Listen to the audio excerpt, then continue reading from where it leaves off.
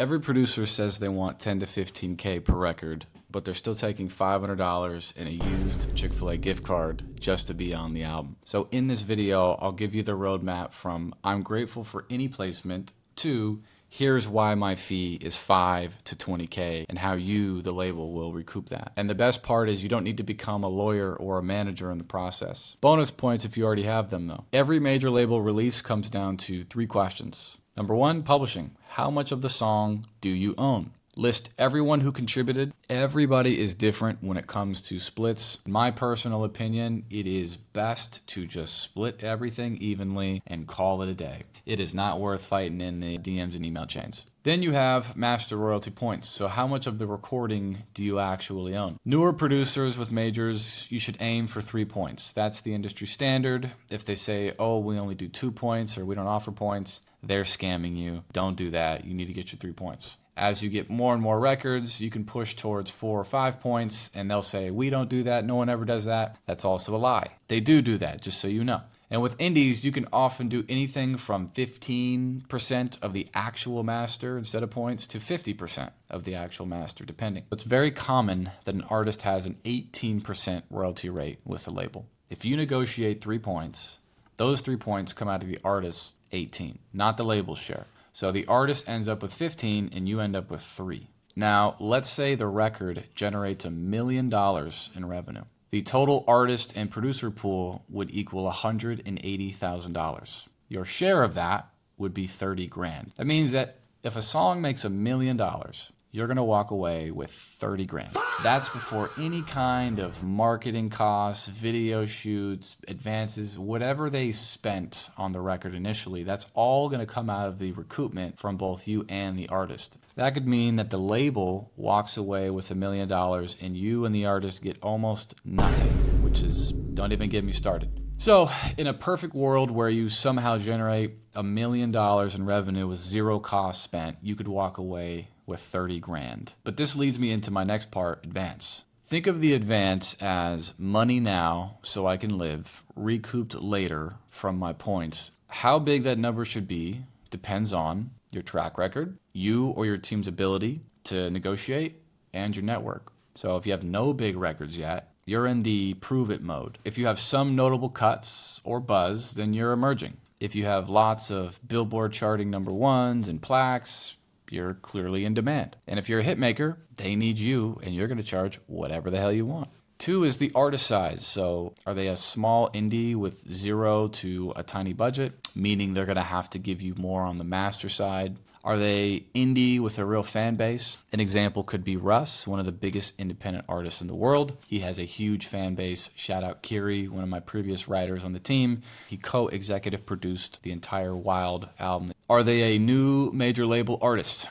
Example, I like So Camo. He's relatively newer. Or are they an established star? Travis Scott, Drake, Kendrick Lamar, J. Cole. That's going to be really important when you're factoring in what could they actually pay me. And 3, this is an unorthodox way to look at it, but what does it actually cost you per month to live between rent, food, basic life, and how many months of breathing room do you want this advance to cover? We're gonna assume that you're solid, but not famous. You have some indie cuts, you have 1 small label release, no big hits yet. The artist is a new major label signee with a decent budget. Your cost of living is 2 grand a month, and you would like to have 3 months of comfort from your current unreleased cuts. You realistically expect to land 3 similar placements in that period of time. So step by step, let's do the Runway math. 3 months times 2,000, $6,000 you'd like to have covered. But we have not factored in co-producers, managers, and lawyers.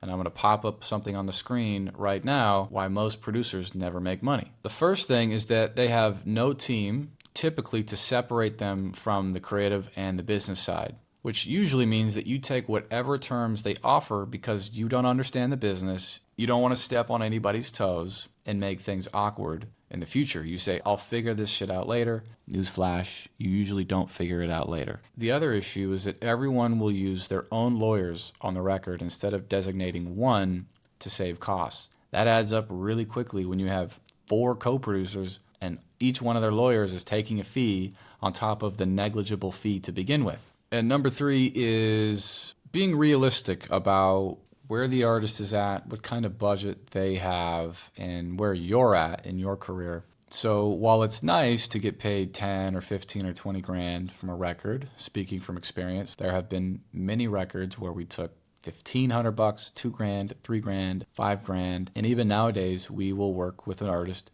who simply does not have our ideal fee, and we will work it out on the back end, meaning more of the master side, more points, better terms on the actual deal, or potentially we don't give them the exclusive rights, we just give them the rights to sample our music. In a situation like that, when you factored in where is this artist at in their career, what have I accomplished in mine, and how much does my life cost me, and when can I expect to get more records, you can then charge above what your life costs you. Once you understand that your master points don't really matter until you have recouped the advance, it's possible that you give up exclusive rights to this record for $2,500 and then you never see another dollar on the master side, or at least not within the next 5 to 10 years. It's very common. And so for you to give up exclusive ownership of your copyright with very small upside, my advice to you would be to double or triple what you are charging right now. And here's how I would look at it. If your points ultimately earn $10,000 over time, that'll mean you got $2,500 advance up front, and then you get $7,500 in additional back end paid out over the life of the record. But by then, that record will have made $300,000 to $400,000. That's why it's important for you to charge accordingly, because the labels are really the ones set to make tons of money. Now, if you're still watching, you're obviously not a hobbyist. You actually care about turning this into real money, not just views, plaques, and accolades on paper. There are 2 types of producers I built my community for. One, you already have songs out or stuff in motion, but you've been taking whatever advance they offer because you don't know how to argue for 5, 10, 15K without sounding delusional, burning bridges, or just being terrified to do it. Or 2, you don't have cuts yet and you're thinking, bro, I don't even have anything to negotiate, and that's fine. Inside my community, I help you fix all that first. Andy Kim, who joined my producer community, just produced 3 records on Brent Faiyaz's new album. He also is 40 years old, which just goes to show you age doesn't matter. It's your systems and routines. 2, Hugo, who's gotten records with Brent Faiyaz as well, Eam Triplin, Arden. 3, Nato Kitsch, who stopped waiting on artists and blew up his own Spotify to millions of streams. This week, he just got his first million on 2 different songs on Spotify, and a ton of people have been reaching out to him, not to mention deals that are being offered to him. So the return on investment for each of these guys has been undeniable. So if you want help going from $1,000 or less for a beat to being the kind of producer who can confidently say, my fee is this, hit the link below, join Producer Union, and let's build an actual catalog for you. Now, just to reiterate on the 3 numbers that make producers rich: publishing, your song ownership. Any music, melody, chords, top line you created equals writing. That gives you legal right to publishing, which is what taps into performance royalties, songs played in public, and mechanical royalties, songs copied / streamed. 2, master royalty, aka producer points. This is your record ownership. These are your points on the master. On a major, that might be 3 points, 4 points, sometimes 5 points. Or if they're independent, which is way more favorable to you, you get 15 to 50% of the direct master on something like DistroKid, TuneCore, CD Baby, Too Lost, whatever platform they are distributing their music on. And 3, advance. So the advance is both your fee to give them the exclusive rights to the beat, and 2, a prepayment of your future master royalties, which 95% of the time, people do not recoup their fee on the master side, which is why I implore you to charge more money per record. If the record underperforms, your advance might be the only money you ever see. But if the record moves, your advance plus points turn into real back-end income over time. Now, lastly, net versus gross and why this matters. Everybody loves to flex, I got a 10K fee or 15 or 20K fee. But if you are splitting with co-producers and a manager is going to take their 20% as they would, and a lawyer is going to take their 5%, you might keep $2,500 from that 10K. Now, why does this actually matter? Because the majority of producers are poor or just getting by. And they don't have to be. Usually they're only looking at the upfront check. 2, they don't understand publishing or masters and they don't care to. And 3, they sign whatever gets the song out the fastest. They don't want to step on any toes.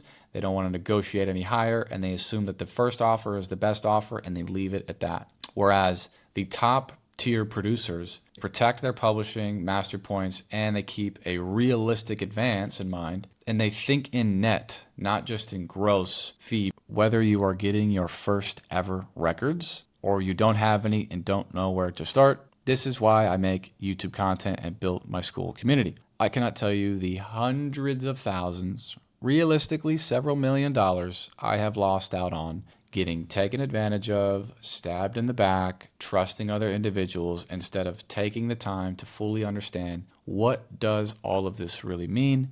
And that is why I offer my community for a very small amount of money so that you can get the highest return on investment in your career. So anyways, thank you guys for watching. My name is Half. Take care.